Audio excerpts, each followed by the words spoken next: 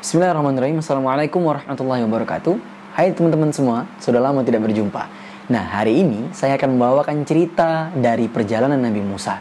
Sekedar informasi bahwa cerita yang saya bawakan ini itu tidak berurutan, melainkan acak. Kenapa? Ya, terserah. Sesuai mood. Oke. Kalau kisah sebelumnya saya bercerita tentang Nabi Musa dan Nabi Khidir, maka pada hari ini saya akan menceritakan sebuah kisah yang saya beri judul Ketika Nabi Musa Membelah Kesombongan. Pada suatu hari yang panas di Mesir, Fir'aun yang menjadi penguasa kala itu sekaligus menjadi target dakwah terbesar bagi Nabi Musa. Sekedar informasi, Fir'aun ini bukanlah nama, melainkan gelar. Gelar bagi seseorang yang menguasai Mesir, atau gelar raja bagi seseorang yang menguasai Mesir pada kala itu. Ada perbedaan pendapat mengenai siapa Fir'aun yang hidup di zamannya Nabi Musa. Ada yang bilang Ramses II, ada yang bilang Merneptah, anaknya Ramses II. Nah, masalah ini akan kita bahas nanti di video terpisah. Oke, kita kembali lagi. Fir'aun ia mulai merasa terganggu, ia marah dan geram. Kenapa? Karena ia merasa dakwanya Musa yang mulai mengganggu eksistensinya. Komunitasnya semakin besar, anggotanya semakin bertambah, Musa semakin banyak dikenal oleh orang-orang, dakwanya mulai diterima oleh banyak masyarakat. Fir'aun ini mulai khawatir bahwa Musa akan mengambil alih kekuasaannya atau kerajaannya. Padahal jelas tidak, Nabi Musa tidak berniat untuk mengambil kerajaan Fir'aun. Ia hanya ingin mengajak Fir'aun untuk kembali ke Tuhan yang sebenar-benarnya Tuhan. Silakan engkau Fir'aun dengan kerajaan yang engkau pegang sekarang, silakan engkau dengan kekuasaan yang engkau pegang sekarang. Namun engkau harus mengakui bahwa Tuhan yang berhak disembah hanya Allah Subhanahu wa Ta'ala. Cuma itu, namun Fir'aun enggan untuk melakukannya. Nah, karena kekesalan atau kejengkelan Fir'aun terhadap dakwah Musa yang semakin berkembang, ia pun menyusun rencana untuk menghabisi seluruh Bani Israel yang ada di Mesir pada kala itu. Sedikit kejam. Enggak, ini kejam banget. Nah, di waktu yang sama, Nabi Musa itu diberi bocoran oleh Allah. Nabi Musa diberikan informasi oleh Allah bahwa Fir'aun telah menyusun sebuah rencana yang akan dilaksanakannya pada esok hari, bahwa dia akan menghabiskan seluruh Bani Israel. Dia akan melakukan pembantaian besar. Maka dari itu Allah memerintahkan Nabi Musa untuk melarikan diri pada malam hari bersama pengikutnya, bersama Bani Israel. Karena keesokan harinya, Fir'aun akan melaksanakan rencananya, yaitu menghabiskan seluruh Bani Israel. Maka Fir'aun dengan rencana yang telah ia buat, langkah pertama yang dia lakukan adalah mengumpulkan seluruh tentara yang ia miliki, mengumpulkan seluruh pasukan yang ia miliki. Dari pasukan yang biasa-biasa sampai ke jenderal dan komandan-komandannya, semua dikumpulkan. Semua pimpinan-pimpinan atau menteri-menteri yang ada di provinsi-provinsi atau kecamatan, kabupaten yang ada di Mesir, semua diajak untuk berpartisipasi dalam rangka untuk menghabisi seluruh Bani Israel. Maka pada malam hari itu, semua Bani Israel melarikan diri. Mereka membawa segala macam perbekalan. Mereka membawa semua harta yang mereka miliki. Karena jumlah mereka yang cukup banyak, sekitar 600.000 orang, dikatakan seperti itu di riwayat ya. Maka itu jelas ketahuan oleh Fir'aun. Dan Fir'aun pun mulai mengejar mereka. Nah, pada keesokan harinya, setelah fajar tiba, tidak butuh waktu yang lama bagi Fir'aun untuk menemukan mereka. Fir'aun pun dapat melihat rombongan mereka di ujung sana. Dan mereka pun saling kejar-mengejar. Wajar saja Fir'aun dapat mengejar mereka karena Nabi Musa dan Bani Israel, mereka ini lemah. Kebanyakan dari mereka hanya mengandalkan lari, naik keledai, dan mereka ini membawa banyak sekali perbekalan. Sedangkan Fir'aun ini sudahlah pasukannya terlatih, naik kuda perang pula. Ya wajar saja apabila terkejar, kan? Di part kejar mengejar ini, Nabi Musa menunjukkan sikap kepemimpinannya yang amat sangat keren. Beliau berada di barisan paling belakang. Kenapa? Ya karena apabila sudah tertangkap, maka beliaulah orang pertama yang akan menghadapi Fir'aun dan pasukannya. Sedangkan rombongan yang di depan dipimpin oleh Nabi Harun. Maka waktu itu ketika Fir'aun melihat pasukan Musa yang sudah tampak di ujung sana, ia berteriak kepada pasukannya, sesungguhnya mereka adalah sekelompok yang kecil, mereka ini sedikit dan mereka ini lemah. Karena wajar, disampaikan dalam riwayat bahwa jumlah Bani Israel yang melarikan diri itu ada yang bilang 600, ada yang bilang 600.000. Saya mengambil 600.000 karena peradaban Bani Israel di Mesir itu cukup lama, sekitar 400 tahunan. Nah, Fir'aun membawa pasukan dengan jumlah 1,6 juta pasukan. Bayangkan, wajar saja dia berteriak bahwa mereka itu adalah golongan yang kecil dan lemah. Nah, mungkin ada yang nanya, Bang, kok Bani Israel tumben sebanyak itu? Kok mereka mau ikut Nabi Musa? Biasanya kan mereka ngebangkang. Biasanya kan mereka menolak ajakan Nabi Musa. Kenapa mereka bisa sebanyak itu? Ya wajar saja, karena keadaan mereka saat itu tertindas. Di Mesir, mereka dihinakan, dijadikan budak, dijadikan pembantu. mereka benar-benar dihinakan. Jadi wajar, karena manusia itu ketika dalam posisi tertindas, posisi lemah, maka ia akan cenderung untuk taat dan mendengarkan setiap perintah. Nah, apabila nanti sudah punya power, sudah punya harta, sudah punya kekuasaan, maka dia akan balik membangkang. Ya, seperti itu. Maka kita balik lagi, Fir'aun dan bala tentaranya sudah terlihat oleh Bani Israel, dan Bani Israel juga sudah terlihat oleh tentara-tentaranya Fir'aun. Jadi mereka ini menandakan bahwa mereka ini sudah ada pada jarak yang sangat dekat. Mereka saling memandang. Jadi tentara Fir'aun sudah bisa melihat rombongan Nabi Musa, dan rombongan Nabi Musa beserta Bani Israel sudah dapat melihat pasukan Fir'aun di ujung sana. Dan pada posisi ini Bani Israel ketakutan, mereka panik. Karena di depan mereka ada laut merah yang terbentang luas. Samping kiri kanan mereka ada gunung yang menjulang tinggi. Dan di belakang mereka ada 1,6 juta pasukan Fir'aun yang terlatih dan siap membunuh mereka. Wah, mereka paniknya minta ampun. Maka dikatakan dalam Quran, "Falamma taro al-jam'ani qala ashabu Musa." Maka ketika mereka saling melihat antara pasukan Fir'aun dan Bani Israel, maka Bani Israel berkata, "Inna lamudrakun." Sesungguhnya kita akan tertangkap. Wahai Musa, sesungguhnya kita akan tertangkap, wahai Musa. Bagaimana ini di depan laut merah yang ombaknya sangat tinggi, di samping kiri kanan ada gunung yang menjulang tinggi, dan di belakang kita ada pasukan Fir'aun yang jumlahnya amat sangat banyak. Wahai Musa, bagaimana ini? Mana pertolongan Tuhanmu? Mana pertolongan Robmu? Ia yang menyuruh kita untuk melarikan diri dari Mesir. Habislah kita Musa. Sebelumnya kita sudah tertindas, apalagi sudah tertangkap, nanti kita akan ditindas dan lebih ditindas lagi. Nah, kesimpulannya, Bani Israel ini benar-benar terpojok. Di depannya ada laut merah yang membentang luas, yang tidak mungkin mereka berenang untuk menyeberanginya, karena jumlah mereka yang sangat banyak dan bawaan mereka yang amat sangat banyak juga. Dan tidak akan sempat mereka mendaki gunung-gunung yang tinggi yang ada di samping kiri dan kanan. Dan amat sangat mustahil apabila mereka melawan Fir'aun dan pasukannya. Mereka hanya kalangan biasa, pedagang, budak, pembantu yang sering dihinakan.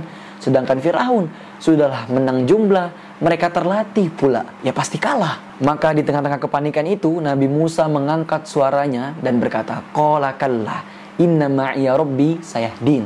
Sekali-kali tidak, sesungguhnya Robku bersama aku, Tuhanku bersamaku, dan ia akan memberikan jalan keluar bagiku. Ia akan memberikan pertolongannya untukku. Ya, yang namanya Bani Israel, ya kan, walaupun sudah dikatakan seperti itu oleh Nabi Musa, ya kadang bukti yang jelas saja mereka ingkari, apalagi cuma omongan seperti itu. Nah, setelah itu Allah mewahyukan kepada Nabi Musa, "Fa'auhayna ila Musa an idrib bi'asokal bahr." Dan kami wahyukan kepada Musa, pukullah tongkatmu ke lautan. Maka ketika Nabi Musa memukul tongkatnya ke lautan, seketika lautan itu terbelah. Push. Nah, secara ilmiah banyak bukti yang menunjukkan bahwa Laut Merah pernah terbelah. Kalian bisa cari sendiri, oke? Maka setelah melihat belahan laut yang begitu besar itu, Nabi Musa sedikit muncul rasa takut di dalam hatinya. Ia khawatir. Maka Allah mewahyukan kepada Nabi Musa, Allah berkata kepada Nabi Musa, "Jangan engkau takut wahai Musa, engkau tidak akan tenggelam oleh laut itu dan engkau tidak akan tertangkap oleh mereka." Maka Nabi Musa masuk menyusuri belahan laut itu. Dikatakan bahwa belahan itu terbagi menjadi 12 jalur, sesuai dengan jumlah suku-suku di Bani Israel. Maka berjalanlah mereka menyusuri belahan laut itu hingga sampailah mereka ke seberang lautan. Nah, ketika Musa dan rombongannya sampai ke seberang lautan, ia berniat untuk memukulkan lagi tongkatnya agar lautnya segera tertutup. Nah, di posisi itu, pasukan Fir'aun itu baru sampai di tepi laut. Maka Allah menahan Musa agar tidak memukulkan tongkatnya. Allah mengatakan bahwa jangan, karena sesungguhnya mereka akan ditenggelamkan. Maka Musa membiarkan mereka. Nah, di sisi Fir'aun ini, dia mulai merasa takut. Dia mulai merasa ragu. Waduh, masuk atau enggak ya? Dia ragu antara masuk atau enggak ya. Ntar kalau masuk, airnya nyatu lagi, tenggelam. Tapi kalau nggak masuk, wah malu sama pasukan-pasukan kroco-kroco ini. Mana gue udah ngaku sebagai Tuhan lagi. Maka di sini malaikat Jibril cerdasnya minta ampun, cerdasnya bukan main. Dikatakan dalam riwayat bahwa malaikat Jibril ia menyamar sebagai salah satu pasukan Fir'aun dan ia menunggangi kuda betina. Sekedar informasi bahwa kuda yang dinaiki oleh Fir'aun ini adalah kuda jantan. Maka ketika malaikat Jibril menyamar dengan kuda betina, ia masuk ke belahan laut itu. Kudanya Fir'aun yang melihat betina itu tidak tahan, ia tidak terkontrol. Akhirnya ia membawa Fir'aun ke dalam belahan laut itu. Jadi Fir'aun sudah terlanjur masuk dan dia melihat, oh lautnya nggak runtuh, dia bilang. Nah, maka ini dijadikan kesempatan untuk dia membodohi warga-warganya, untuk dia membodohi pengikutnya. Apa yang dia katakan, inilah brengseknya Fir'aun ya. Begitu dia berada di dalam belahan laut itu dan laut itu tidak runtuh, maka dia berkata kepada pengikutnya, lihatlah laut ini dibukakan untukku. Nah kalian lihat nih, ini laut terbelah, ini untuk aku, biar aku bisa ngejar Musa, biar kita bisa ngejar budak-budak kita itu. Ini untuk kita kejar dia, biar kita bisa bantai mereka gitu loh. Bayangkan brengseknya Firaun ini. Gila memang. Maka Firaun dan pasukannya berjalan di dalam belahan laut itu. Dan ketika mereka sampai di tengah lautan, maka ditenggelamkanlah mereka. Dua sisi lautan yang berpisah kini disatukan kembali oleh Allah, dan Firaun beserta pasukannya dimakan ombak tenggelam di Laut Merah. Nah, di detik-detik ajalnya, Firaun si biadab ini barulah dia mau mengaku. Dia mengatakan beriman kepada Tuhannya Bani Israel. Atau ada riwayat lain yang mengatakan bahwa dia berisyarat kalau aku beriman kepada Tuhannya Bani Israel. Nah, kata para ulama, lihatlah saking biadabnya, saking brengseknya Firaun ini, saking dia kerasnya hati, sampai-sampai dia sudah tidak mampu. Dia tidak bisa mengucapkan kalimat Allah, dia tidak bisa mengucapkan lafaz Allah. Makanya dia berkata, aku beriman kepada Tuhannya Bani Israel. Namun sangat disayangkan Allah mengatakan, kenapa engkau baru kembali sekarang? Kenapa engkau baru bertobat sekarang? Padahal engkau telah berbuat kemungkaran jauh-jauh hari. Engkau sudah lama berbuat zalim. Kenapa baru sekarang engkau bertaubat? Nah, di sisi lain, malaikat Jibril khawatir kalau rahmat Allah, kalau ampunan Allah itu akan menghampiri Firaun, lalu Firaun diampunkan. Akhirnya malaikat Jibril segera mengambil lumpur di lautan atau pasir di pantai, ia langsung menyumpalkan ke mulutnya Firaun karena dia khawatir dengan pengakuan Firaun itu maka Allah akan turunkan ampunan, Allah akan turunkan rahmatnya. Ya kan? Mungkin kalau malaikat Jibril itu ngomongnya kayak gini, kok enak kali kau udah ngaku Tuhan, udah bunuh jutaan orang, ya kan, malah mati beriman. Udah sombong-sombong kau di dunia, ngaku sebagai Tuhan, kau mau mati dalam keadaan beriman pula. Oh, nyaman kali. Mungkin gitu kan.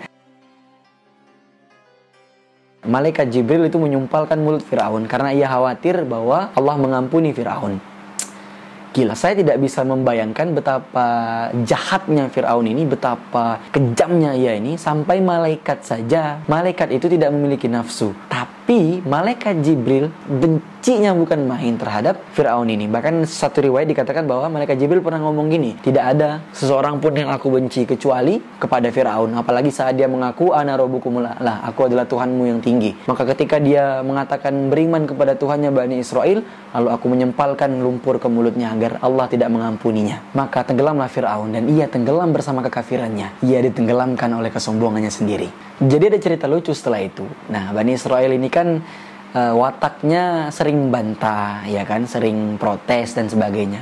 Maka ketika setelah kejadian Firaun dan pasukannya tenggelam itu, mereka bertanya kepada Nabi Musa, wahai Musa, apa buktinya kalau Firaun ini mati?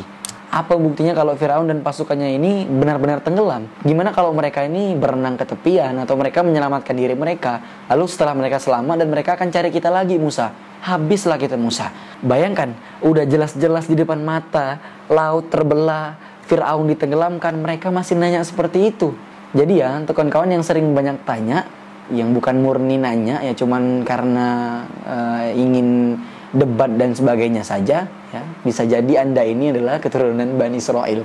Maka dalam beberapa riwayat, gara-gara pertanyaan si Bani Israel ini, sampai jasad Firaun itu diangkat oleh air gitu loh kan, diangkat ke permukaan, dilihatkan kepada Bani Israel gitu loh. Ini Firaun dengan baju perangnya yang ciri khasnya semua orang tahu, sampai dilihatkan gitu loh. Setelah itu baru ditenggelamkan lagi. Bayangkan, Bani Israel nggak ngotak. Maka part ini berakhir dan mereka pun melanjutkan perjalanan mereka pergi ke negeri yang telah dijanjikan. Mereka pun meninggalkan Mesir. Dari cerita ini kita belajar bahwa ketika Nabi Musa dan Bani Israel terpojok, di depan ada Laut Merah, ia tak mungkin berenang, tak mampu juga untuk mendaki gunung yang tinggi, apalagi melawan Firaun dan pasukannya. Buntu, mereka tidak punya solusi.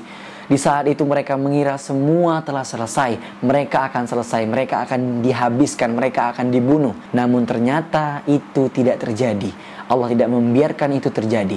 Allah memberikan jalan keluar yang tak pernah terpikir sebelumnya. Yang dilakukan Nabi Musa hanya taat terhadap perintah Allah. Allah memerintahkan ia untuk memukulkan tongkat tanpa ada bantahan, tanpa ada sanggahan.